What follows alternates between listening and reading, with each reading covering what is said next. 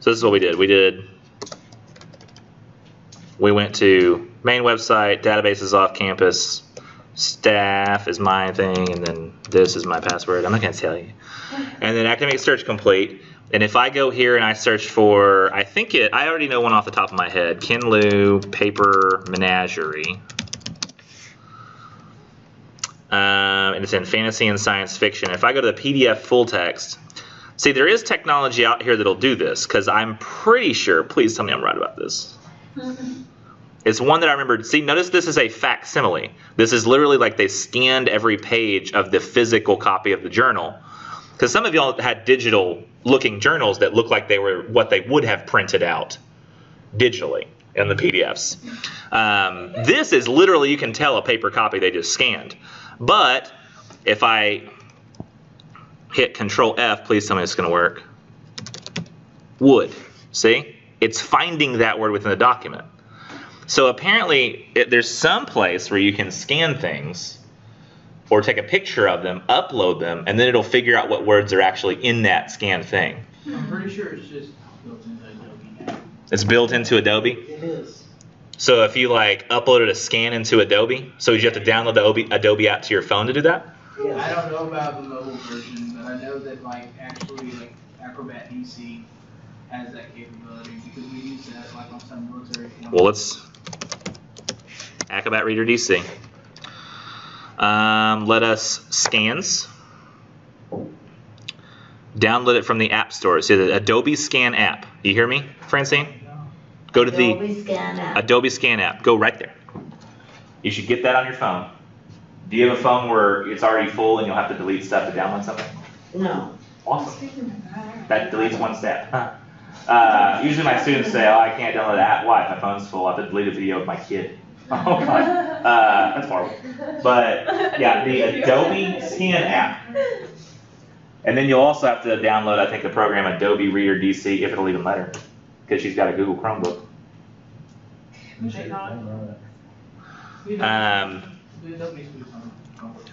This class is going to have some problem solving in today. Because we don't really do a whole lot of this kind of stuff. But, I mean, it is a lot of what y'all end up doing on assignments, I think, sometimes. Is y'all are trying to solve these little computer problems one step at a time. And I'm trying to take you sort of through the process of that. And we'll do that. This will be like... Scan documents to PDF? It depends on who the publisher is. Or you Apple on apps. Or you sit there and almost come to your computer. No, that's trying to trick you. This one? Oh no, go to the App Store directly. Do you have the App Store on your phone? Don't Google it. Google Play?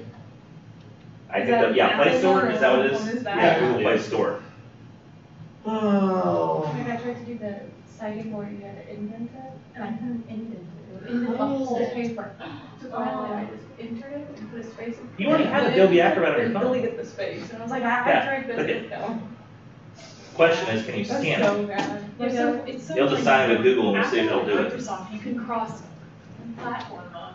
See, on mine I have the App Store, which is easy to find, so I can find that. We'll move in. We'll go on from here. Google's like, I'm free. I'm going to talk to you guys about. I'm actually going to move this to the top. It was down below, and y'all couldn't access it. Now you're going to have access to it. Well, I think you are. I have to make sure that it's absolutely correct. In fact, I'll just go to the top and do that now, because no matter what, I'm going to change the order today. So the very Excel grade check form that's down here is what I'm talking about first. I'm going to put it right here. So now when you go to the syllabus page of our class, you're going to see this. Gradebook student formula sheet. And I was already planning on spending a significant time of the class talking about this today. So some of your research paper grades have come in, not all of them, but I wanted to talk to you as soon as possible, or as closely as possible to the actual time at which you're going to get a grade, so you can start using this form. Many of you who are already really good at math and just know how to use it automatically, this might not be as helpful for. But it'll be still an easier tool to use than doing this all by hand, I think. But if I click this and I download it, save it to my computer, open it, there is one error I've got to go change real quick. So I'm going to re-upload a different copy. Hold on just a second. Because I noticed there was an error. I fixed that error yesterday. I learned how to use Excel in my computing class. Yeah, I like the computer class. So far, I've got, I think, 100 on all the exams. Nice. I didn't do that. I got A's on all of them. I took the exam, 16. the Excel exam was actually today, and I took it 3 weeks ago. Yeah. It was actually Hold on. really easy. So the teacher was like, yeah, Sarah, wasn't it easy? I So was like, do you yeah. just put the point value That doesn't make it that so is simple. I actually was on like, the don't blackboard? tell them I've already done it. Right. They should have Say what now? things like that You just for put the other, point value that you earn. programs, you know? That like actually shows on Blackboard. So like on the research paper or the MK Is it bibliography, easier, is it hard? like 10 points is the 10. Who hasn't signed up for this yet? I have. I have. Tell. If you haven't, it's here. I think everybody has it. So ask me again. When was the date Clayton? of that? Next. Next weekday. You're probably gonna cover it. Never mind. Yeah, I might end up covering it. Yeah, so let me close this and then upload it to Blackboard real quick, because I want to have this more accurate version there. Yes, it's on Wednesday. Oh, it's my Dropbox folder.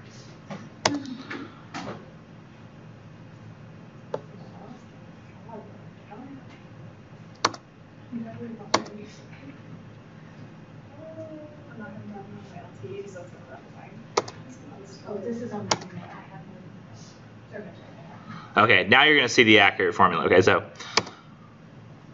I'm digging it, I'm downloading it, opening it. There we go. So now you'll have to enable editing. And so this is going to work for every single person, or should. This is under the assumption you've done your work. This helps people who've done their work. So if I enable editing, and now you might have trouble seeing it from there, so what I'll do is I'll zoom in to the most relevant stuff. I'll zoom into just right. Let's make it here so we can see it all as big as possible. View, zoom to selection. There we go. So what you do on this form is you plug in your grades. I tried, this is the first time I've done this, so y'all might not see this if y'all had used it recently, but I put the percentages that each assignment is worth out to the left, or to the right of each assignment name, so you could even know what everything is worth as you're calculating. And you can verify that this all adds up. So 10 plus 10 is 20, plus 10 is 30, plus 10 is 40, plus 20 is 60, plus 5 is 65, 65 plus 5 is 70, 70 plus 75 is 85, 85 plus 10 is 95, and then 95 plus 5 is 100. So that accounts for all the points in the class. Yes? I have a question. For the final exam, if we don't take it and use our paper grades, is that the grade we get for the final exam? Or I'm going to answer that as we go. Oh, okay, sorry. Kind of compulsive. No, it's fine. I just want to make sure that I was going to cover it. Let's see. So I do want to tell you real quick that technically you've all been able to calculate your grade at any point during the semester. And you can do that in any class. Mm-hmm. Any class that gives you grades back. So like if it's a class that's on Blackboard, likely you've done the assignments on Blackboard, and as soon as I grade them, they're available, right? So you know what you got. Then you can calculate your grade. If it's a class where like the teacher holds on to all your papers and they just sort of tell you later what you made, you can't really do that. So it'd be hard for that. But let's say I go to this class, and you can do that using the syllabus. So here on the syllabus, the PDF, when I go down to grading policy, I'll make it bigger so you can see. Grading policy. This says the same thing I just said about the percentages over here. Those percentages all add up to 100. And there's the calculation right there. But you could calculate at any point how you're doing in the class using those numbers. When I give you a grade conference sheet, it tells you as of that moment what is your average, and even including the assignments you have not done, because it's assumed at that point you would have done those things. So that's why that grade sometimes people showed a lot lower. You're like, why was my grade so low? I've got all A's on my papers. Well, maybe there was one you were supposed to have done you hadn't done yet. And so that dropped the grade because I was assuming you'd done it when you hadn't. But you can calculate that on your own at any time. Let's say we have a student who's done 2 of the reading quizzes, right? You've done 2 quizzes. And then you've done... So let's see, what are the quizzes worth? So the quizzes are worth what, 5%? And then we've done essay 1 and 2. Okay? So you've done essay 1, that's going to be worth 10%. Then essay 2, that's worth 10%. Now you've only done 2 of these 5 quizzes, so you've done 2 out of 5. So the amount of points each one of these is worth in the class out of 100 is 2 out of the 5 quizzes will be worth 2 points in the class, 10 points for the 10% of the essay, and then 10% of the class out of 100 points would be 10 points for the other essay. And you maybe have done the labs, but you don't want to get a big head, because if you've done all the labs, you get 100 on those, and that's going to falsely make it look like you're doing a lot better than you are. So you probably just leave that out. So these are the things you've done so far that you know of, and you can see how have I done on the things that I've done. And the way you do that is first you add up how many points are the things you've done so far worth. Well, I've done one essay worth 10%, so that's 10 points. Another essay worth 10%, that's 10 points. I've done 2 quizzes that are 2 out of 5%, so that means each one of my quizzes I do in the class is worth 1 point toward the final grade. So I've got 2 points worth of quizzes. So I add all that together, that's 22. Now, you can then calculate your grade based on looking at what you made and looking at it as the percentage of that number. So if I got, on the essay 1, because it was just about myself, I got a 95, then 95% out of 100, that's what I'm essentially saying. When I make a 95 on an essay, that's 95% out of 100, right? That's why the numbers are based on 100. So that 95% of 100 would be the same as 95% of 10 here, which is 9.5. Same here, if I have like I didn't do so great on essay 2 because I didn't use solutions or something. Nichols is stupid, he said I didn't use solutions. Then I got a 75. So 75, kind of the same situation. Look how similar these numbers look to the ones next to them, because it's 10% of a number is usually pretty easy. And then I figure out that I got an 80 on one quiz and an 80 on the other quiz. Or let's do a 90 just to make it. I don't think that's possible because most of the questions are they 10 question quizzes or 5? 10 questions? Oh, okay, so it is possible. So I got an 80 on one and a 90 on the other, okay? So 80 plus 90 is 170 out of a possible 200, which means I've got 17 out of 20, or out of 2, if we keep popping the decimal back further, I've done 1.7 out of 2. So I've earned, if you just look at that too, you say I've earned, the average of these two is 85, right? 80 plus 90 divided by 2 would be 85. And then 85% of 2 is 1.7. So it's just a bunch of doing percentage-based numbers and then adding those all together. So what I do next is I would add these numbers, 1.7 plus 9.5 plus 7.5. And that gives me, I can use my calculator for that. It gets complicated. 1.7 plus 9.5 plus 7.5 equals 18.7. And currently there have been 22 points in the class that we could have earned so far. So out of 22 points, I've earned 18.7 of them.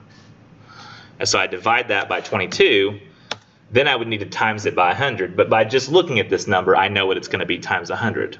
Because you times things by 10 or times 100, all it does is move the decimal place. So in this case, I'm making an 85 based on what I've done. So I'll say, okay, well, so far on the stuff I've done, I've been making an 85. However, you do have to turn all the stuff in the class.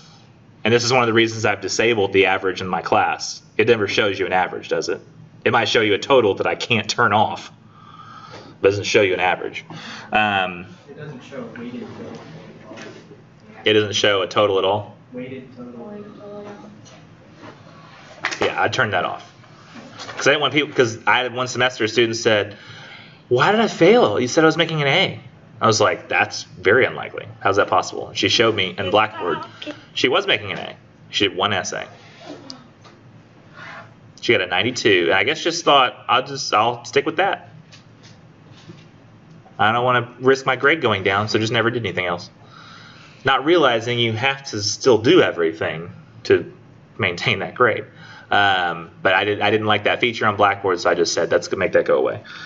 And the reason I don't like to put all, like have a weighted average that's constantly calculated for you on Blackboard is because I would want it to include certain grades at certain times. Like the labs aren't due until a certain day. I don't want it to tell you like I don't want it to like people because sometimes people will see that suddenly their grade drop immensely because the labs are due and they'll be like, oh, I gotta quit the class. But I just don't want people to get that sense. It's like as long as you turn stuff in and get them to me, you'll do well. You just have to turn stuff in. And this Excel grade check form helps you if you're the kind of student who has at least turned stuff in or plans to eventually, and you can do as much calculation as possible. This is when we're at the end of the semester and you've got almost all your grades in. That's what this is really good for, is helping you calculate how do you become exempt from the final and what will you make in the class. So I'm going to do the easy grades first. That's why I have them separated from the essays. So the essays are up here and the easy ones are down here. When I say easy, I mean easy to figure out what you're going to make. Because almost everybody in the class on discussion participation, as long as you've been coming to class, you'll have 100 on that. Just about everybody. Unless you didn't turn in your info sheet or your contract somehow and you never did get that to me. Quizzes, there are 5 of them, but remember, you could have done up to 7 and still got the points for 5. So even let's say if you had what is 100 divided by 140? It's not 70, but it's like 72? No, 68? 67.5?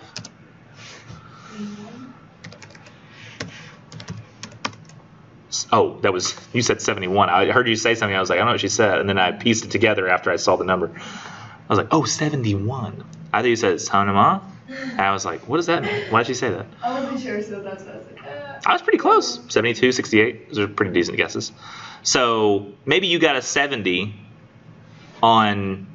across all your quizzes that you did out of 7, but you're only graded on 5 of them. So you get the points for all 7, so you're going to get 100 points, even though you only made a 70% across 7 quizzes. So most people end up having around 100 on this, assuming you did your quizzes. And the labs, as long as you do them, you get 100. The pre-test and post-test will not lower your grade. If you complete all the learning curves and the pre-test, post-test, you get 100.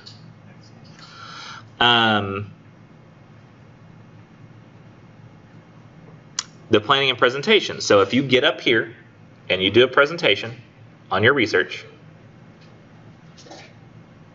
you get 100. And when I say you get 100, I mean y'all know what mean average is, right? That's where you add up all the numbers and divide by the number of numbers. That's how we usually say average. There's also median, which is the number in the middle of all the numbers, and there's mode, which is the most occurring number.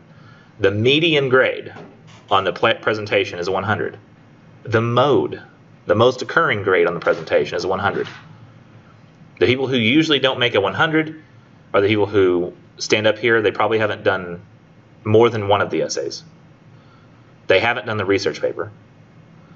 They stand up here. They don't even really try. They say, yeah, I did research on Chevys versus Fords and which one's better. And I think it's Fords. Does anybody have any questions? And you're like, what? What just happened? Is that it? Because they're obviously not in Dr. May's class, right? That sucked.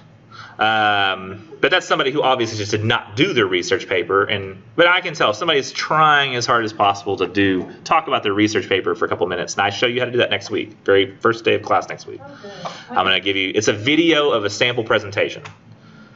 So someone graciously let me record their presentation one time, and we're going to watch that. And you'll get to see actually a presentation. But you're not actually going to record us, though.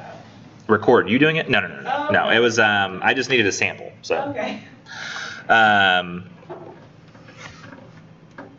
I mean, if somebody was like, hey, I want to give you a new sample, I'd be like, oh, I guess. About how Never not had that happen, to though. do it? What? About how not to do your The only difference on the presentation video you'll see is that the person was doing a presentation on an MLA formatted paper, But the way they're talking about the research is still exactly the same as you will. It's just at the end of the video, there's like shows what the document was that was in front of them, and you'll be like, but that's not my formatting style that I used. Well, it's different, but I mean, it's the information still applies just as it would. And then you can assume here you'll get 100 on that. So even now, I think you could plug in at 100 there. If you plan on giving a presentation and not skipping out on it, you'll get 100. And that's 10% of your grade, so it's a pretty decent chunk to spend time on. Now, go back up here and notice you've already got 35. Woohoo! You've earned 35% of your grade already. And got 100 on all of it. So out of 35, you've gotten 35. Good job, you. So far you're making 100 out of all the stuff you've done. Now, essay 1. Let's say you did what most people do on a narrative essay, which is a 95. At least after revision. Essay 2, though, you were like, didn't include solutions or something, bless you, on one of the topics, or you weren't really talking about the popularity, you were talking about qualities that it has, but without saying why those qualities make it popular. Like, it's not enough to tell me that reality television has trashy people on it. Maybe why would people want to watch trashy people? You have to explain to me why that's popular. And not all reality television does have trashy people. I mean, there's America's Got Talent, which is a reality television show. It's reality competition. It's still reality. And so you got to consider all the issues. So I said this person got an 80. Essay 3 didn't do so hot on this one because it involved having to find news articles. And most people forget to tell me why the two articles are written differently. They tell me how they're different. They don't tell me why they're different. Like, why did one author write different than the other? People always forget that. So let's say this is a 75. Annotated bibliography, though, you did your summaries, but you forgot to evaluate their credibility for me. You told me you liked it or how it would be useful for your paper, but you didn't tell me if the article was credible. So you got an 85. Now, at this point, you've got all your essay grades, but you want to know, what do I have to have on the research paper? Because remember, the essay average is based upon all these grades up here. And notice I've already got an essay average of 55.83, but that's including the research paper. What do I have to get on this research paper to get the essay average I need to be exempt? And that's where you can just start plugging in numbers. Let's just say that I really suck. Let's say I suck. What happens if I put in a 50? That's still, though, essay average of a 72.5 already? What happens about a 60? Okay. 75.83. What about 70? And it says it's got to get to 79.5, so I'm pretty close in order for you to be exempt from the final. Now watch this number. See right down here? This says if exempt, that number there right now is 0. But when I change this to what, 71? That became a 79.5, met that criteria, and it automatically pops that grade for your essay average down into the final exam category. Because remember, you're not just exempt from the final, your essay average becomes your final exam grade. Okay, good. So some people might be exempt, but you're like, oh, I don't know, I still might go and take the exam so that I can make sure I still have a good grade. You don't have to do that. What if you decide to take it and suck miserably? So can you just use those grades and just forget you ever took the exam? What? If you're able to be exempt, you take the test, but you fail at it, are you able to forget you took the exam and then just pretend like you were always exempt and use that? Absolutely. So I'll give you the higher of the two grades, your essay average or if you take the final essay exam. I'm going to tell you, I don't know what the average grade on the final essay exam is. I can tell you that usually about 7 people wander into the room, not in a class of this size, there's about 4 in here. 7 people come into the room on final essay exam day with the thinking that they're going to take the test. Some other people come in to find out if they have to because they've turned some stuff in and they want to know. And often if those people come into the room at that time, I'm sitting there while they're writing it, grading the papers that they've submitted to me probably that morning to see if they have to stay in the room and continue writing. And usually I'll say, yeah, keep writing, or I'll say, yeah, go ahead and get out of here. I'll explain to them what they need to do instead. But the people who come in the room and actually plan to take the exam because they think that they just got to do it. There's about 4 people. I generally talk 100% of people out of taking it. Oh, wow, okay. Occasionally somebody does. Like in this semester, I'll probably have, across all my classes, maybe 3 to 4 people take the exam. Okay. Because when I give my explanation, generally people realize, oh, there's really no point to this. Because the mode grade, remember that's the most occurring grade, is 0 on 1301 final exam essay. It's a handwritten essay. It has to be a certain length. If it's not, I give it a 0. It has to follow certain criteria for the construction of the essay. If it does not follow that, it's a 0. It's horrifying. Yeah. It's written entirely based upon the novel. So that's a pretty huge undertaking, is be like, okay, let me do this essay exam. I'll just read this novel real quick. Well, here's the thing. Let me show you what happens if you're the person who, you've got this grade, right? 79.5, right? Let's say I good enough. I'm not doing any revisions. I got the exemption I want, but let's just say you have a change of heart that last week. You're like, I might need to raise my grade a little bit. It shows I've got an 86.68. I'm not 100% sure I got that achievement because I think I came to that second grade conference, but I can't remember. And you could, of course, just ask me, but you're too scared. I'm not talking about you specifically. I'm just saying like this hypothetical person. So, Hypothetical person is me. so this person, they come, right? And they come to the exam and they're like, okay, I came, somehow read the novel, and decided to like write this essay. Let's say that they do something that's never been done before. They get a 100. Watch this average category, right? 86.68. You need to get to that 89 for me to round up to a 90, right? And so what you're going to do is you're going to come, you're going to write that essay. You got 100, literally melted Nichols' face off because of how good the essay was. That's why he gave a handwritten essay 100 on one's really hard. And you're like, yeah, Nichols' face is blown off. I got 100 on this essay. I'm so excited. How's it going to affect my average? Here we go. 87.7. Let's reverse that real quick. Control Z, 86.68. Control Y, 87.7. Oh, man. So if you say I'm going to raise my grade up, the most it'll go up is a single point for somebody who has the lowest essay average that will let them. Now, if you've got an essay average of, say, something, let's say you got a 90 on this research paper, 85.83, well, doing this exam here, look what difference it makes. Not even a point. Oh, man. And people always say to me, they say, oh, can I just come and like write it to prove something to you and try to get that 100? I'd be like, yeah, sure, go ahead. Nobody's ever actually done it. They all act like they will, but they don't. So, I mean, that's the situation we're looking at. However, watch what happens here. Let's say I have that 71 still, right? Let's say I don't write the essay, because the essay gave me how many? 1 point? A little bit? Let's say I revise the research paper and get 5 points on it. 76. Oh, I got more from doing that.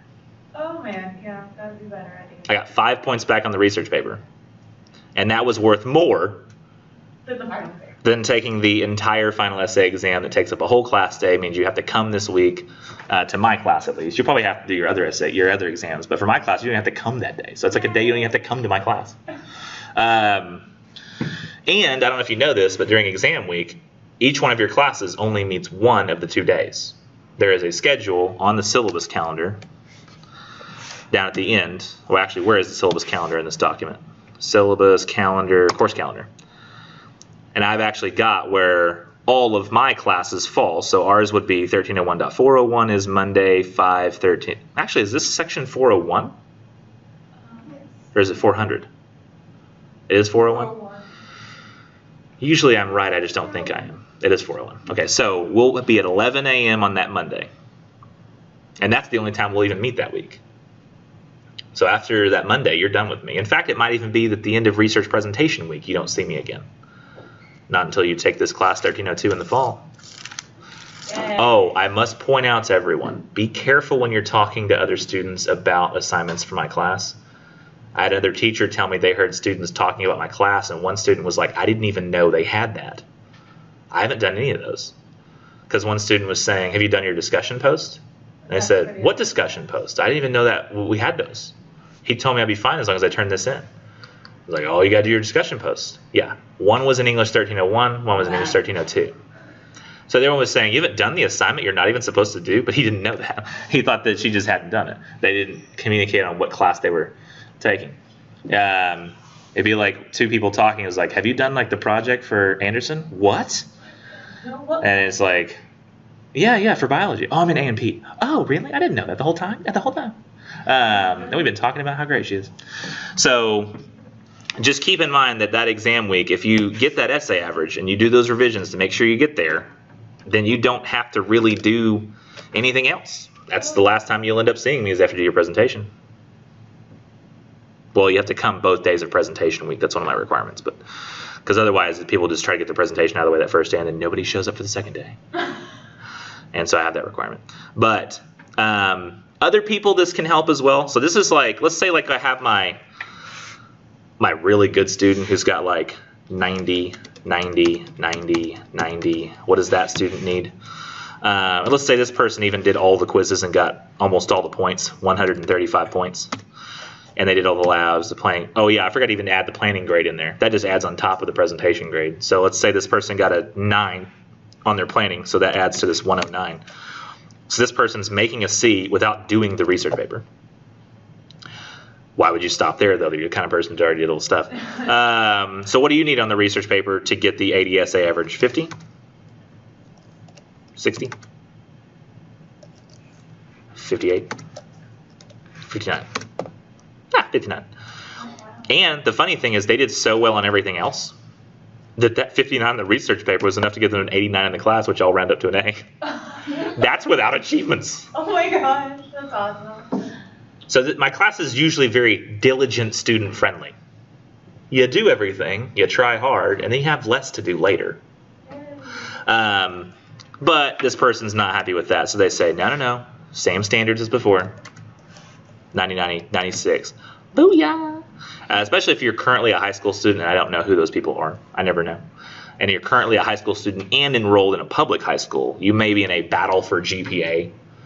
You may actually still want to do as good as possible on everything, just so that you end up getting close as possible to the top of your class. That's very rare that I have students who are in class like that, but it's a possibility. But this person just wants to be exempt, get that A, and they've got it. And then I don't have anywhere on this form, because it's too complicated, to calculate achievements. But I do want people to keep in mind, when you're using this Excel grade check form, that if you go down to the, is this my class? Yes. Let me close this other one because it's not my class. Achievements section. There is a rule down here that says essay average of 80 is calculated before points are added from achievements. So if you're sitting there and you're like, well, I've got those achievements to add points to my essays. So while I might have a, like, let's see, Nichols told me I had a 50 on this essay, but I can add those 30 points from the achievements I got, and boom. Now all I got to get is a 65, right? So that's actually not true. This is calculated before achievements. So it's the 50 is what you're going to be calculated based on. So you actually have much better, which is I think it's 75, 80. So yeah, it's important to not calculate that beforehand. But there are other things you can get beyond those extra points, and those will add on. It says I'll add it to 1, 2, or 3. Honestly, it's irrelevant where I add it. No, watch this. Let's say that you have a 50 here, right? Watch this person's grade. 89.65, right? If I add 30 points to the 50, 92.9. Okay? Control Z. If I add 30 points to the 90, 92.9. If I add 30 points to the 80, so it's 110. Oh, I didn't take the points back, did I? Oh, no, the research paper is 20%. That's different. It's 1, 2, or 3. That's right. I was like, something's wrong. 120. 92.9. So see, it's always the same. So I don't even add those points to specific essays. I just have a field that if you met those criteria, it plops extra points onto your grade at the end. So it really doesn't matter where they go. So when you're going, which one? I want to add to this one. Like, it's irrelevant to me. I'm like, well, you could make it 120 on another one. It's the same thing. And then also I round up from 87 to a 90 if you had come to the grade conferences and done the research paper peer review. So there's that as well. So you might even be in a situation where you've got this achievement, that other achievement, and you've got this achievement down here, and you're knowing in your head you only have to get this number to an 87. So let's say, well, I already have an 80 essay average, and I have to make sure I get that, so I get the exemption. But that means maybe like,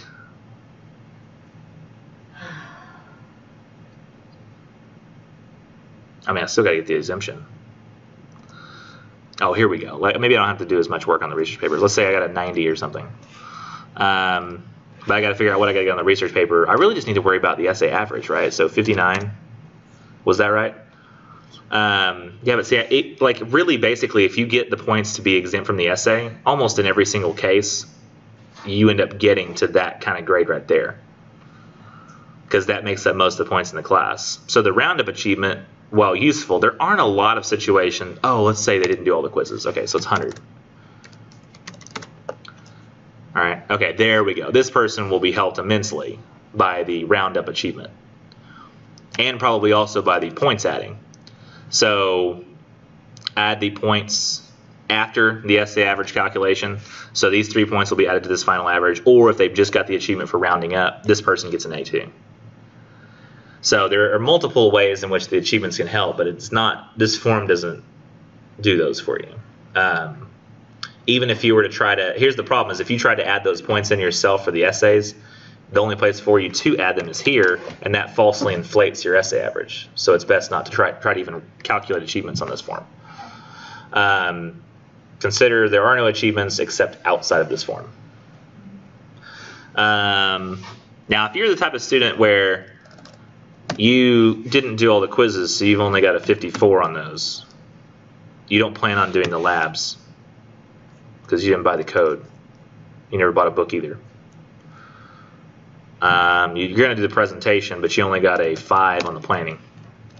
You haven't done the research paper yet, but you got an 85 on the first essay because you revised it twice, and you wrote the second essay and got a 90 on it, so you didn't want to do it again. But then you never wrote essays 1 or essay 3 and its bibliography or the research paper, and you're like, well, Nichols, what do I need on the research paper to not take the exam? That's an irrelevant question. You have to do way more than that before that's even relevant. You have to turn this essay in, and then the research paper to figure that out. And you might even do them in reverse order. You might say, I really hated that essay 3. But anti-bibliography was easy. I just summarized a bunch of stuff, and you gave me an 85 for that. And the research paper, I didn't do great on it. I got a 75. But now if I do this essay 3, what do I have to get so I don't have to take the final? Then you can calculate based on a different essay. It's going to be probably significantly higher because, well, I don't know, maybe even a 50 would do good in this case. No, 60? No, 70? No, it's going to be 68. Yeah. So the 68 in this case is what you would need on the essay 3 in order to not take the final. But you still have to eventually do all but like one essay to figure out what do I got to get on this one too. And you can start throwing in fake numbers too. Like if you say, all right, well, it looks like I got an 85 and then a 90, but the first time on this essay I got a 65. So what if I get the average of that on everything? So 72, 72, 72. Like, so if I just keep doing the kind of work I've been doing.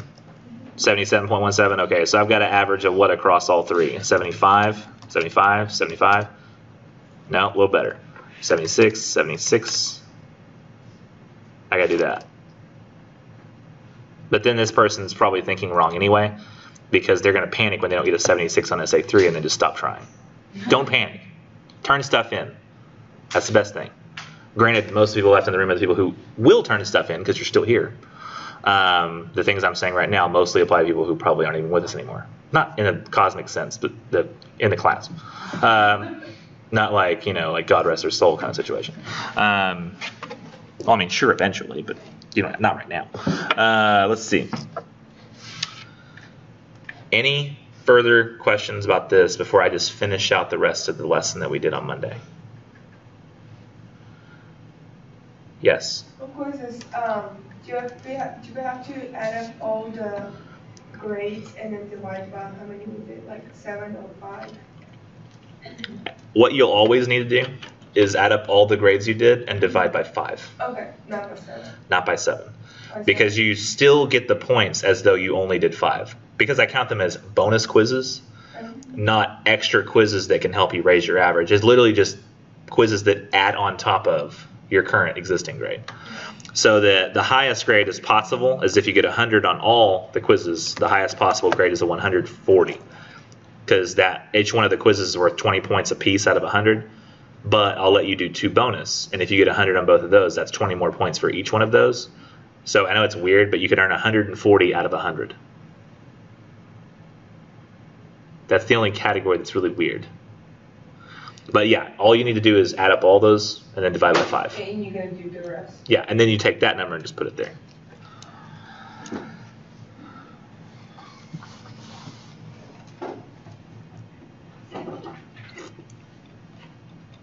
Well, that's actually slightly inaccurate. No, that's right. That's right. Yeah, you add up all the 100 grades because all those grades are based on 100. So yeah, you divide by 5. Other questions?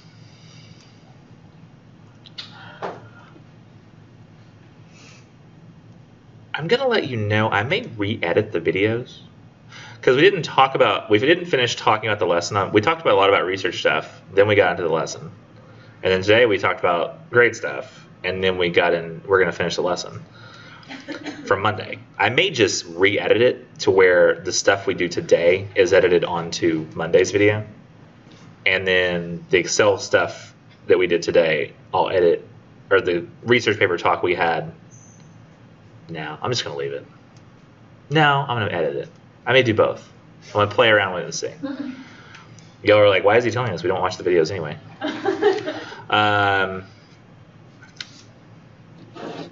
Which is unfortunate. There's great stuff in there, as you found. I watched one time. I even made a peer review, research peer review video. You showed us. I did? For the peer review? No, That's the grade conference one. The grading conference, yeah. You showed us the grading conference. Yeah, I did not record people doing peer reviews. I just talked about, hey, we did a peer review. Yeah. So, I mean, I even try to do videos for days we don't have. Random stuff. Now, oh yeah, I closed the PowerPoint. I just gotta open it back up. It's gonna be super quick. Meow. What did I figure out was different? Remember there was a thing, like I remember there was a change or something that I It was made? like reading critically and then reading and Oh, you thinking said critically. I think you critically. did the reading and thinking critically on Monday. I think it was like the older one was actually the newest one. This one? Yeah, because somehow I ended up making changes in like last year instead of, reading and thinking critically. That's right, that's the difference. So I'm going to scroll down here and figure out where we're at. We basically just got done with the Bush and Obama holding the phones. Hold the phone? Oh, I'm such a funny guy. Like it's hard, but did we talk about driver's license? Yes. And y'all were like, well, that was sort of a trick. I didn't know it was going to be a test. Did anybody actually know it said driver license and not driver's license? I learned that last week. Really, 1 week prior to me having said it? Are you sure you learned it 2 days ago with me? 2 days ago. Oh. I don't understand time. Don't It's like I'm too tired. Our sense of time is destroyed. Oh my gosh. yeah, no. So, basically the point at which we left the class was if we strive to make our reading more exact, then our writing is more exact. And in addition, if we better understand our purposes and beliefs as readers, then we can better understand the writer's purposes and beliefs as well. So we just have to be aware of all the details, always seek to know more, never be satisfied with the surface level details on something. It's really useful. I've subscribed to a subreddit recently called, well, it's a bad word, but it's Quit Your BS, but it spells the word out. Because there's a lot of people who will post for what is called karma online. Because people want people to just, I guess people want like fake internet points that don't really have to do with their ability.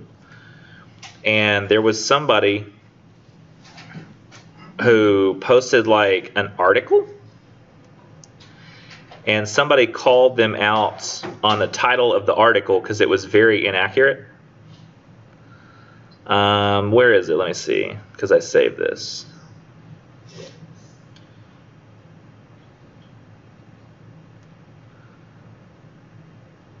That can't be right. Let me just do screenshots because I know I took a screenshot of it. No, I saved it, didn't I? Oh, no. So there's a Daily Mirror, which, by the way, Daily Mirror is not known for being a credible news source in the UK. But on this Quit Your BS subreddit, people call people out on the crap that they're trying to pretend is true, or that they'll take credit for something, or that they'll be being dishonest in some way. And there was this article that said, "Dad forced to choose which child to save in Sri Lanka attacks, but both die." And that's like a very tantalizing title. You're like, oh my gosh, you have to choose between his children, you want to click it. But it's just to get you to click it. Most of those titles these days are to get you to click so that you'll see the ads on the page, and the ads will get revenue. That's why you see all those like really weird titles. If you've seen like the bottom of a web page, a questionable web page, there'll be all these little articles you can click. And the one I always see is like, these two 18-year-olds in Commerce, Texas have disrupted a $16 billion industry. Yeah. Mm-hmm. And I'm like, no, they haven't. You don't know where you're talking about. Like, it probably works for people in Dallas. Like, these two kids in Dallas, Texas. I'm like, really? And it says these two kids in Commerce, Texas. I'm like, no, that's not true. There's just no way. You don't disrupt it. There would be news articles about it in the Commerce Journal every day. It changes locations. Yeah, Depending on where you're from. It knows where you're from, and it caters it to you. But there's all kinds of articles like that. And then one I've seen recently is those kids who were like the twin. There was the twins who had like the two heads on one body. Mm-hmm. There've been a bunch of articles recently. It's like, you wouldn't believe what they look like now, and you're like, I want to know what they look like now. And they probably just look older. They got a term for that. Clickbait. Yeah, it's clickbait. Clickbait. Yeah. So a lot of this stuff is clickbaity titles, and we got to be aware of when we're being clickbaited. And this lady pointed out this title and said, "This is an awful, awful headline. When you read the story, he absolutely did not choose which child to save, as the article says in the title. And how could you do this to a man whose children have just been killed? Don't you think he's suffering enough?" And instead, they're utilizing a situation that didn't even happen to get ad revenue on their website. It's pretty monstrous. Monstrous. I knew there was a word. I was like, that's not it. So we've got to be aware of that stuff. And if we make our reading exact, then our writing can be more exact. Because writing is really just meant to be us expressing our ideas on paper. It's just what we do out loud. But it's a nice space where time is irrelevant, except for the fact you have to turn them in for a grade. But when you do writing in your own life, time is always going to be kind of irrelevant, because as you write for yourself and you want to make a point to somebody on the internet, like so they understand, you have all the time in the world to put that point together.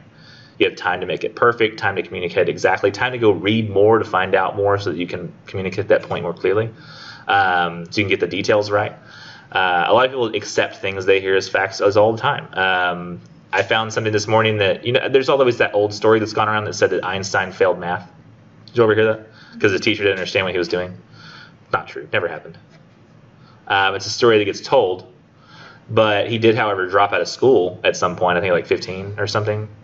Mostly because all he had an interest in was solving problems, and he was mostly bored with what he was doing in school.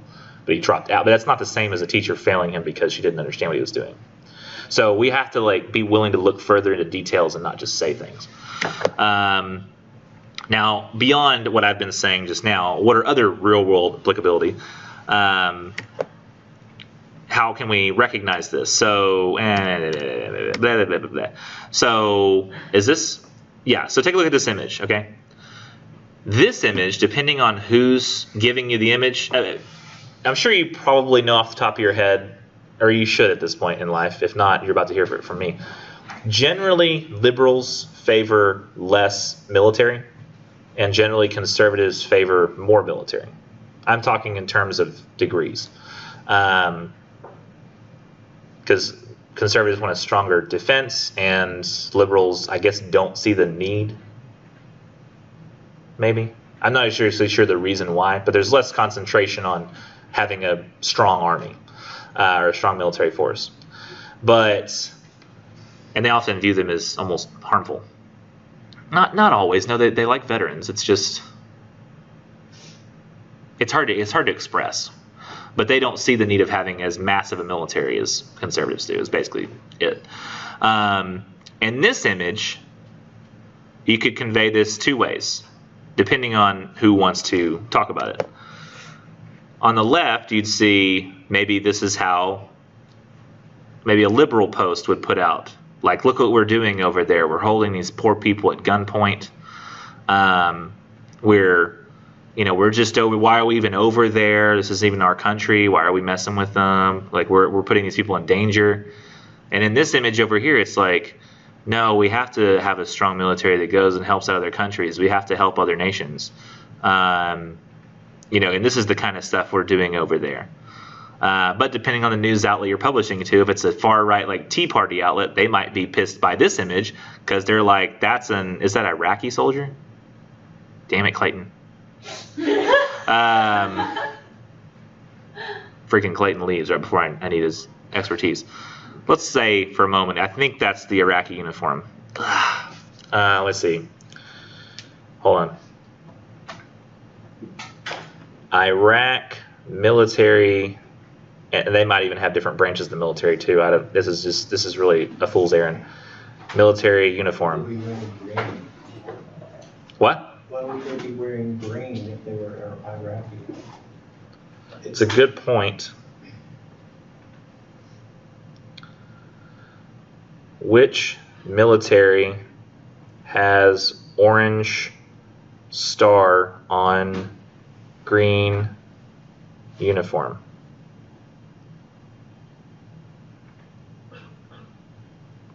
Yes.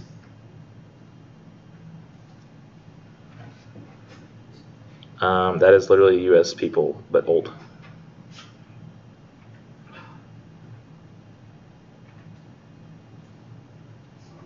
Damn it, Clayton. I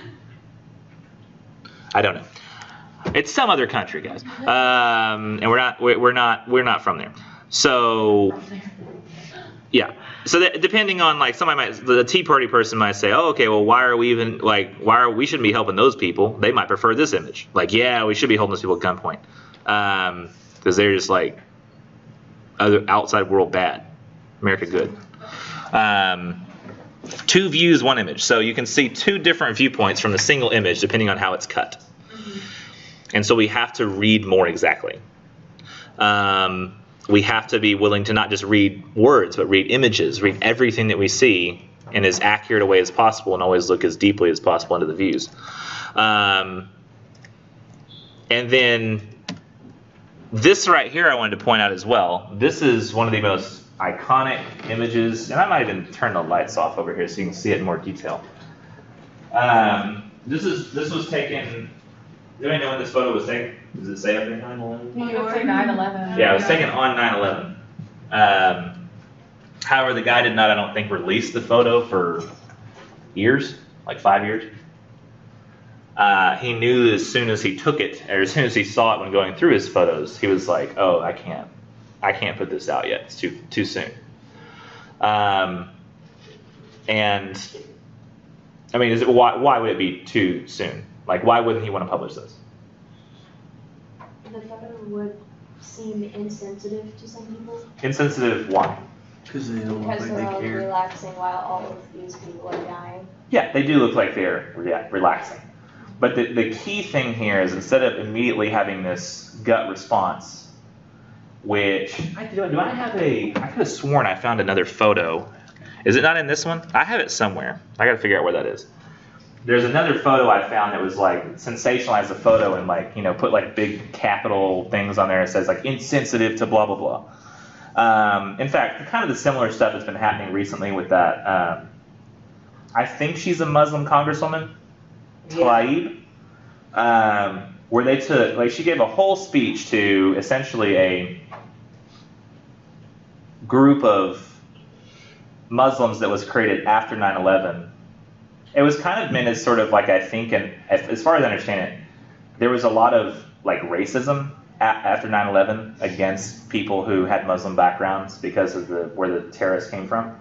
And so they started this group to sort of do outreach and kind of have a safe place for each other to go, who weren't terrorists, they were just Muslims living in America. And they needed like a place to go and like talk to one another and like have a group that tries to maybe change that image of people. And I think it's when you see the quote, they take this one little bit of the quote where she says some people did something. She's like, and on like 9/11, she said, or like when the Twade Center, when some people did something. And people are taking that completely out of context, saying that 9/11 was some people did something. First of all, I mean, the thing that's being taken out of context, I actually think is 100% how we should think of it. People act like 9/11, what we should honor in 9/11 are the firefighters who died that day and the lives of those lost Americans. If she's saying some people did something, she's saying the terrorists did a thing. Those terrorists are not us. She's like some people within our group who consider themselves Muslims. Those people did a terrible thing. They are not us. So because some people did something, as a result, everybody became racist against us specifically when we aren't terrorists after 9/11. And that's what she was getting across. The problem was people took that out of context and took it like some people did something. They were like, now listen here, 9/11 was significant. Don't you dare try to act like it wasn't a huge moment in American history. But honestly, that's kind of how we should think of it. Ignore the Muslims. Ignore the mass shooters. Pretend like they're not people. Because they did a horrible thing. We shouldn't act like what they did is significant. That just preserves their memory. So even if she had said it in that way, I kind of feel I would still sympathize. But I know that that's not what she meant. She didn't mean it in that extreme version that I mean it. She meant it in like the just, we're being held accountable for the acts of a few. Like, if everybody thought that every Christian were people that went to funerals and held up God hates fags signs like the Westboro Baptist Church, you'd be like, but that's not me. Yeah. You're getting mad at me because some people did something, and that's how we would say it too, isn't it? We would just say it about our group and not this other one. So when we look at this image, we can't just take it at its surface level and look at this like, oh, it looks like people relaxing. When you look really closely at the photo, you see some details. One, this person, he's talking. You look really closely, you can see a muscle tense in his brow. He kind of looks like he's angry and talking. Additionally, part of the thing is the scene, like where it's happening, but that's irrelevant. You shouldn't think of how idyllic the scene is, like how nice it looks. She's turning back, possibly to talk to him. Notice how none of these people seem like they're dressed the same. Like, they seem like they're relatively dressed the same. He's dressed a little different. He's younger. He's got sideburns and a bike. These girls look like they maybe hang out together. She's got a little lower back tattoo. She's got a tiny green mohawk. But they don't all look like they're always friends. And this chair, interestingly, I did some really good research. There is actually, I was like, what? That's not a park. Why would that chair be the park? That's weird. Yeah, there's a like catering / restaurant right behind there, and this is just, they were walking and like pulled up a chair where they were and just started talking about it. Because everybody just sort of stopped. And you can see, you can't see her face. You can see he looks a little concerned. I think she looks like she's trying to add something. She's like, now hey, and if you just get me looking like this, I look like I'm leaning back relaxing, but she's adding something. And this girl right here looks like she's smiling. But this is so weird. Look at the angle of the sun.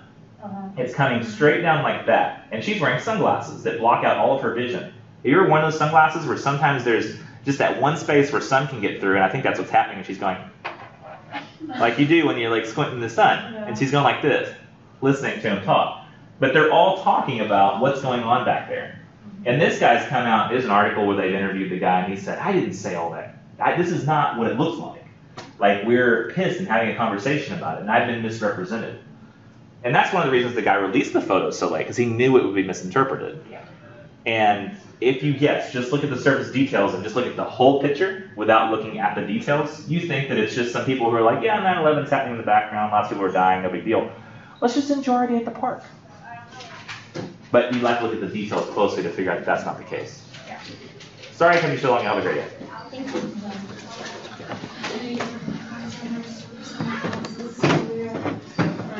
The sad thing, too, is it is a really beautiful photo.